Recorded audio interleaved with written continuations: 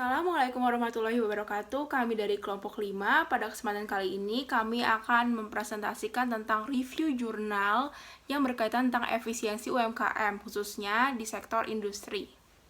Kenal maka kata sayang, maka izinkan saya memperkenalkan anggota kelompok 5 terlebih dahulu. Yang pertama ada Anissa Nabila Ramadhani NIM 35, lalu yang kedua ada saya sendiri Ulan Talisa NIM 36, selanjutnya ada Salma Kamelia NIM 37, lalu ada Zeni Nugiariani NIM 40, lalu selanjutnya ada Tatang Kusuma NIM 41, lalu selanjutnya ada Syora Septi NIM 43, lalu selang terakhir ada Anissa Setiriani NIM 45. Pada kesempatan kali ini, kelompok 5 akan mempresentasikan hasil analisis kami terkait 5 jurnal. Jurnal pertama mengenai efisiensi UMKM industri di Indonesia, lalu jurnal kedua dan ketiga mengenai efisiensi UMKM industri makanan di Indonesia, lalu jurnal keempat dan kelima akan membahas efisiensi UMKM industri tekstil di Indonesia, khususnya batik. Jurnal pertama akan dipresentasikan oleh Salma Kamelia. Waktu dan tempat saya persilahkan. Terima kasih kepada moderator. Langsung saja jurnal pertama. Judul jurnal pertama yaitu efisiensi industri mikro dan kecil di Indonesia dengan pendekatan data employment analysis atau DEA.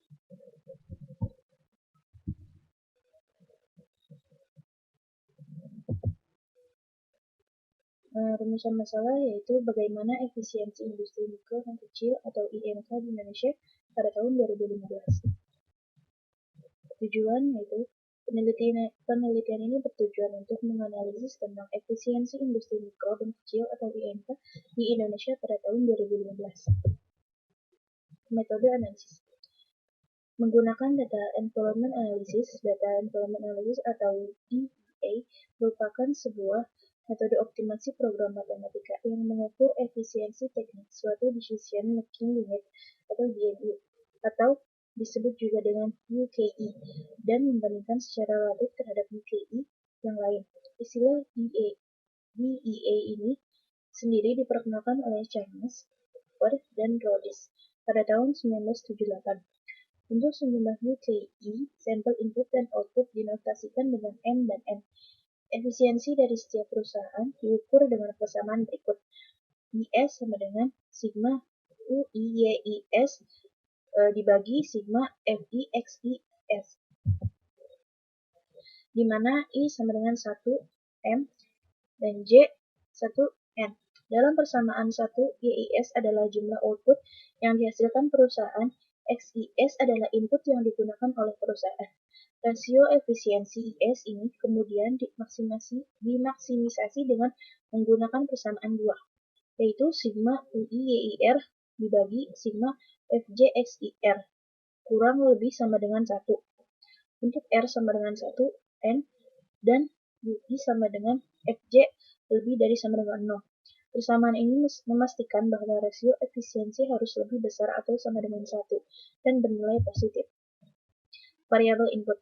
Jumlah total output pekerja masing-masing unit kelompok IMK merupakan total upah pekerja baik itu pekerja wanita maupun laki-laki dari setiap IMK yang menjadi responden. Yang kedua, biaya pemakaian bahan baku industri merupakan biaya yang dipergunakan dalam pembelian semua bahan baku yang digunakan dalam proses industri. Dan yang ketiga, biaya operasional industri merupakan biaya operasional dalam proses industri. Terima kasih. Selanjutnya akan dipaparkan oleh Anissa Setiari. Nah, yang selanjutnya ada variabel output. Yang pertama, pendapatan dari industri IMK merupakan pendapatan yang diperoleh dari proses industri yang dilakukan oleh IMK. Yang kedua, pendapatan lain yang terkait industri IMK merupakan pendapatan lain yang timbul akibat adanya proses industri oleh IMK.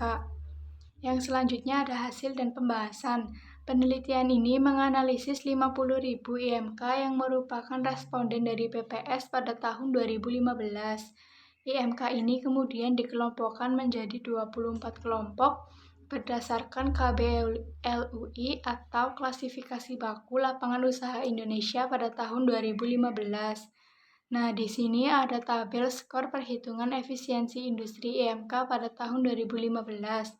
Di mana terdiri dari beberapa kelompok IMK, antara lain industri makanan, minuman, tembakau, tekstil, pakaian jadi, kulit dan alas kaki, kayu, bambu dan rotan, kertas, pencetakan, produk dari batu bara, industri bahan kimia, farmasi, produk obat, karet, dan industri barang galian bukan logam. Nah, di sini juga ada industri logam dasar, industri barang logam, komputer, peralatan listrik, mesin dan perlengkapan, kendaraan bermotor, industri alat angkut yang lain, industri furnitur, pengolahan lainnya, dan reparasi dan pemasangan. Berdasarkan tabel tersebut, kelompok industri yang lebih dari 75%, kelompok memiliki skor 100%, akan dikategorikan sebagai kelompok yang efisien. Berdasarkan hasil tersebut menunjukkan bahwa sebagian besar kelompok industri IMK berada pada kondisi yang tidak efisien. Hanya ada 3 kelompok industri yang efisien, yaitu industri kendaraan bermotor, industri komputer, dan industri batu bara. Realita ini menunjukkan bahwa dalam penggunaan input belum digunakan secara optimal, sehingga belum mampu menghasilkan output yang maksimal. Secara umum, jumlah input yang digunakan memiliki porsi yang lebih besar dibandingkan hasil outputnya. Nah, untuk materi yang selanjutnya akan dipaparkan oleh teman saya yaitu Mbak Zini. Silakan.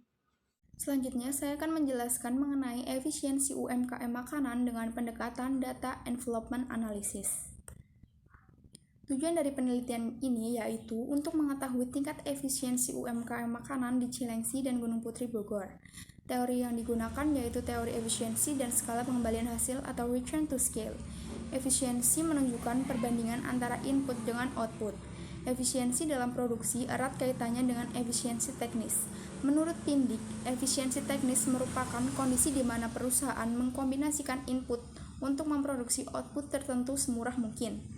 Sedangkan skala pengembalian hasil atau return to scale menjelaskan tingkat di mana output bertambah ketika input bertambah secara proporsional. Terdapat 3 jenis skala pengembalian, yaitu Increasing Return to Scale atau IRS, Constant Return to Scale atau CRS, dan Decreasing Return to Scale atau DRS. Metode penelitian yang digunakan terdiri dari 2, yaitu sampel penelitian dan operasionalisasi variabel. Data yang digunakan adalah data primer yang diperoleh dari wawancara kepada 40 pemilik UMKM makanan sebagai DMU yang berada di Kecamatan Cilengsi dan Gunung Putri, Bogor, Jawa Barat. Data yang diolah berasal dari laporan keuangan sederhana yang dimiliki 40 UMKM makanan periode April 2019 sampai dengan Juni 2019. Operasionalisasi variabel terdiri dari 2, yaitu input data dan output data. Input data terdiri dari bahan mentah dan biaya tenaga kerja dan menghasilkan output data berupa pendapatan dan keuntungan bruto. Metode analisis yang digunakan yaitu pengujian kecukupan sampel decision making unit dan data envelopment analysis.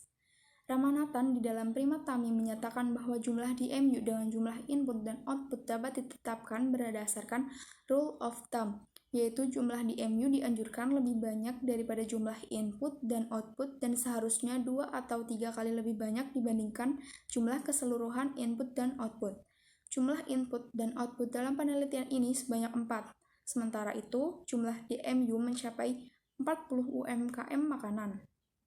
Data Envelopment Analysis atau DEA merupakan metode analisis non-parametrik yang secara khusus digunakan untuk mengetahui tingkat efisiensi sebuah unit kegiatan ekonomi yang menggunakan banyak input dan banyak output. Pengukuran efisiensi tersebut dilakukan dengan perhitungan membagi total output tertimbang dengan total input tertimbang. Slide selanjutnya akan dijelaskan oleh teman saya, Sora. Saya akan melanjutkan menjelaskan tentang hasil dan pembahasan artikel yang kedua, yaitu efisiensi UMKM makanan dengan pendekatan Data Envelopment Analysis. Dalam slide tertera tabel hasil penelitian UMKM makanan pada bulan April sampai Juni 2019. Pada bulan April dan Juni, rata-rata UMKM makanan berada pada kondisi di mana peningkatan output lebih besar daripada peningkatan input atau increasing return to scale. Sedangkan pada bulan Mei berada pada kondisi sebaliknya, yaitu peningkatan input lebih besar daripada peningkatan output atau decreasing return to scale. Penelitian ini dilakukan menggunakan asumsi VRS atau Variable Return to Scale yang sejalan dengan pertimbangan bahwa UMKM yang diteliti cenderung masih belum mencapai kapasitas optimalnya. Asumsi selanjutnya yang dipakai adalah minimisasi input dengan pertimbangan bahwa pada usaha makanan, input cenderung bersifat endogen, yaitu ditentukan oleh penjual. Hasil olahan dengan metode DEA menunjukkan bahwa jika objek penelitian mengalami perubahan, maka akan dapat menyebabkan perubahan pada nilai efisiensi yang dihasilkan. Pada penelitian ini, DMU dinyatakan efisien jika telah mencapai nilai 100%, dan jika DMU kurang dari 100%, maka akan dinyatakan belum efisien. Dari periode April sampai Juni 2019, terdapat 3 kondisi yang dapat dianalisis, yaitu usaha yang selalu efisien, usaha yang efisiensinya berfluktuasi, dan usaha yang belum mencapai efisien. Jumlah UMKM makanan yang telah efisien di bulan Mei meningkat jika dibandingkan bulan April. Sementara pada bulan Juni, UMKM yang telah efisien jauh menurun dibandingkan bulan April dan Mei 2019. Peningkatan efisiensi terjadi pada saat terjadi kenaikan penjualan. Adanya permintaan pasar yang lebih tinggi menyebabkan input yang tersedia lebih optimal digunakan dalam proses menghasilkan output.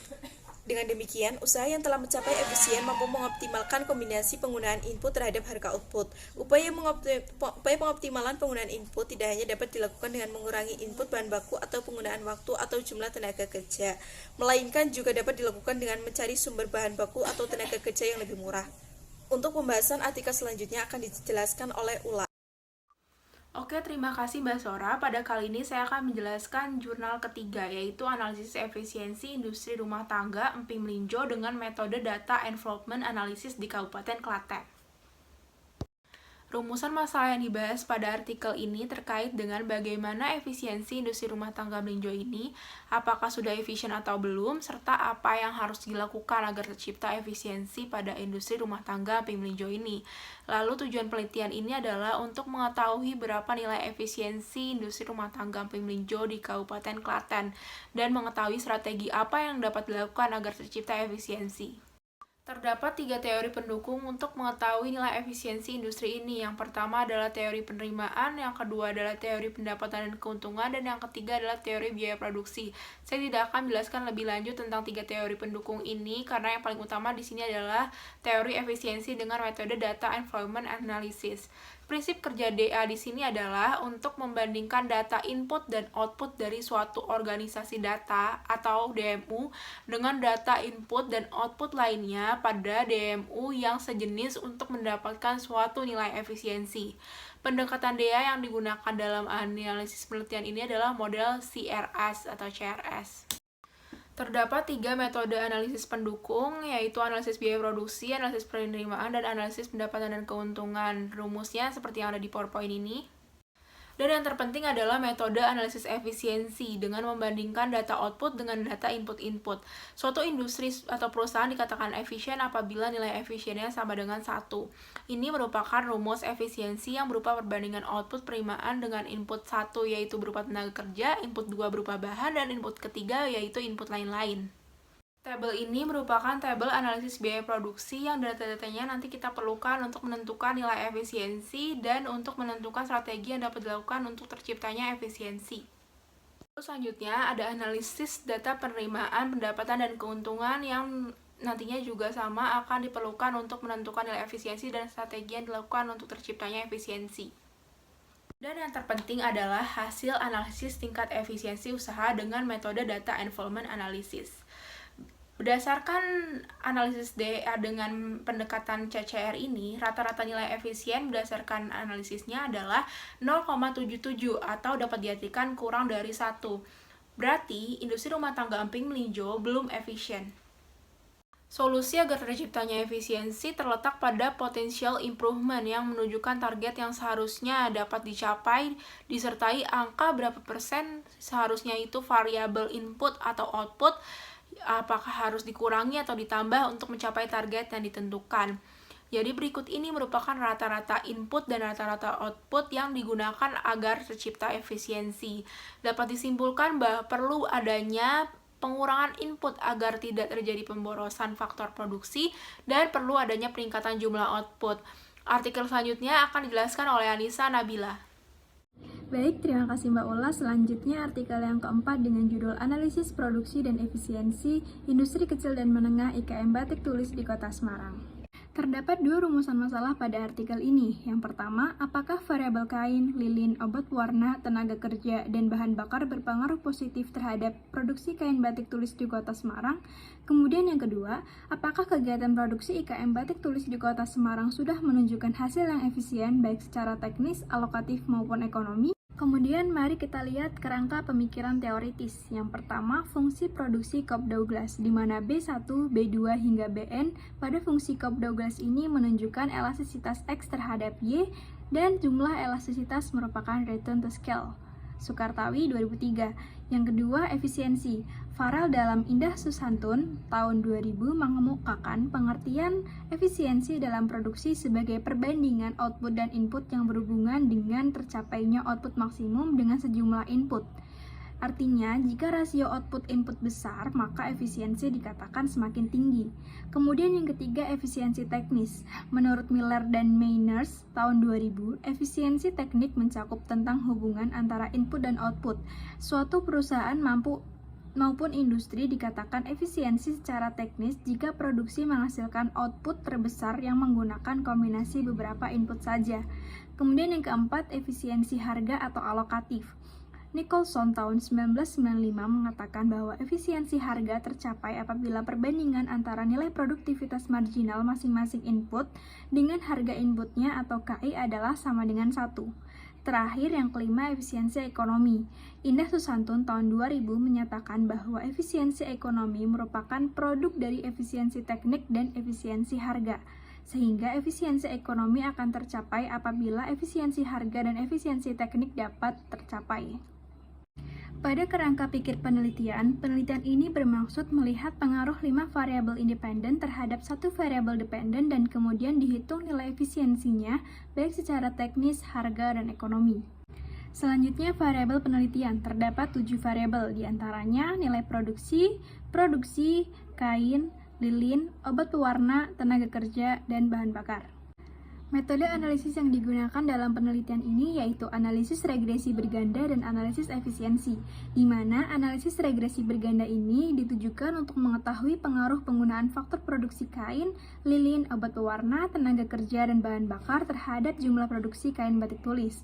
Sedangkan analisis efisiensi secara teknik, alokatif, dan ekonomi ditujukan untuk mengetahui apakah input atau faktor produksi yang digunakan sudah efisien atau belum. Alat analisis yang digunakan adalah Stochastic Production Frontier atau SPF. Hasil penelitian menunjukkan bahwa variabel jumlah penggunaan kain berpengaruh positif terhadap variabel jumlah produksi kain batik, di mana dengan kenaikan pemakaian kain sebanyak 1% akan meningkatkan produksi batik sebesar 0,552% dengan asumsi faktor lain konstan. Yang kedua, variabel bebas lilin atau malam tidak mempengaruhi variabel produksi batik. Yang ketiga, variabel jumlah obat pewarna berpengaruh positif terhadap variabel jumlah produksi kain batik tulis dengan kenaikan pemakaian obat pewarna sebanyak 1% akan meningkatkan produksi batik sebesar 0,249% dengan asumsi faktor lain konstan. Yang keempat, variabel jumlah tenaga kerja berpengaruh positif terhadap variabel jumlah produksi kain batik tulis dengan kenaikan penggunaan tenaga kerja sebanyak 1% akan meningkatkan produksi batik sebesar 0,227% dengan asumsi faktor lain konstan. Yang terakhir, variabel biaya bahan bakar berpengaruh negatif tidak signifikan terhadap variabel jumlah produksi kain batik tulis. Terakhir, uji efisiensi. Hasil pengujian efisiensi menunjukkan bahwa nilai efisiensi teknis rata-rata sebesar 0,87%, di mana produktivitas maksimum yang dapat dicapai adalah 87%. Yang kedua, efisiensi harga. Usaha yang dijalankan oleh IKM Batik Tulis Semarang tidak efisien, sehingga penggunaan dari faktor produksi beberapa perlu dikurangi dan ada yang perlu ditambah agar mencapai kondisi yang efisien dengan efisiensi sama dengan 1. Yang ketiga, hasil penghitungan menunjukkan bahwa nilai efisiensi ekonomi rata-rata sebesar 0,78. Maka dapat dikatakan bahwa produksi yang dijalankan IKM Batik Tulis di Kota Semarang tidak mencapai efisiensi ekonomi secara maksimal.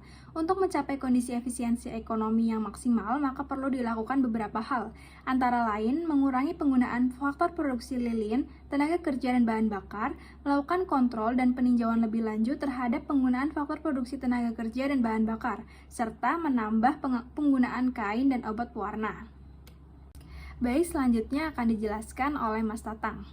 Terima kasih. Di sini saya akan melanjutkan pembahasan jurnal berikutnya, yaitu mengenai analisis ekoefisiensi pada usaha kecil dan menengah UKM batik tulis bakaran dengan studi kasus pada batik tulis cokro. Rumusan masalah dan tujuan dari diadakannya penelitian ini, yang pertama, bagaimana penerapan konsep ekoefisiensi pada UKM batik tulis cokro. Tujuannya untuk mengetahui penerapan konsep ekoefisiensi pada UKM batik tulis cokro. 2. Bagaimana penggunaan bahan baku untuk semua proses produksi batik pada UKM batik tulis cokro. Tujuannya untuk mengetahui penggunaan bahan baku untuk semua proses produksi batik pada UKM batik tulis cokro. Yang ketiga, bagaimana hasil akumulasi biaya NPO atau non-product output pada seluruh UKM batik bakaran. Tujuannya untuk mengetahui hasil akumulasi biaya NPO atau non-product output pada seluruh UKM batik bakaran. Kerangka teori yang digunakan, yang pertama, ekoefisiensi berasal dari kata eko dan efisiensi, di mana eko adalah sumber daya ekonomi ekologi, dan efisiensi sendiri adalah penggunaan dari sumber daya tersebut secara efisien dan optimal. Yang kedua, ekoefisiensi menurut Kamus Lingkungan Hidup dan Kementerian Lingkungan Hidup Republik Indonesia didefinisikan sebagai suatu konsep efisiensi yang memasukkan aspek sumber daya alam dan energi atau suatu proses produksi yang meminimumkan penggunaan bahan baku, air, energi, serta dampak lingkungan per unit produk. Yang ketiga, keluaran bukan produk KBP atau non-product output NPO didefinisikan sebagai seluruh materi energi dan air yang digunakan dalam proses produksi namun tidak terkandung dalam produk akhir. Metode penelitian yang digunakan dalam penelitian ini yaitu penelitian ini menggunakan metode kualitatif, di mana penelitian menggunakan pendekatan deskriptif analitis, artinya metode pengumpulan fakta melalui interpretasi yang tepat. Yang kedua, dalam penelitian ini juga dilakukan perhitungan jumlah keluaran bukan produk, keuntungan ekonomi, dan rasio ekoefisiensi. Yang ketiga, analisis model menggunakan analisis deskriptif, digunakan untuk memberikan gambaran dan identifikasi adanya inefisiensi penggunaan faktor produksi. Pembahasan atau hasil dari penelitian ini yaitu dari perhitungan biaya NPO. Total biaya NPO sebesar Rp519.579. Dengan biaya NPO yang paling tinggi terdapat pada proses pelorodan yaitu sebesar Rp366.291, proses pemotongan kain sebesar Rp51.824, proses pewarnaan dan proses penutupan warna sebesar Rp30.188, dan proses pembatikan sebesar Rp28.274. UKM batik bakaran mempunyai volume produksi per bulan pada setiap tempat usaha yaitu sekitar 8-750 lembar. Apabila dihitung rata-rata biaya NPO-nya di setiap UKM batik bakaran, maka akan menghasilkan biaya NPO yang sangat besar per bulannya, yaitu sebesar Rp66.177.121. Dari jurnal ini dapat ditarik kesimpulan bahwa UKM batik tulis bakaran cokro ini belum menerapkan konsep ekoefisiensi untuk proses produksi batik tulisnya. Dan salah satu penyebab utamanya adalah kurangnya wawasan pemilik usaha tentang konsep ekoefisiensi ini. Sekian dari kelompok 5, atas kekurangan yang ada kami mohon maaf. Semoga video ini bisa bermanfaat untuk kita semua. Amin. Wassalamualaikum warahmatullahi wabarakatuh.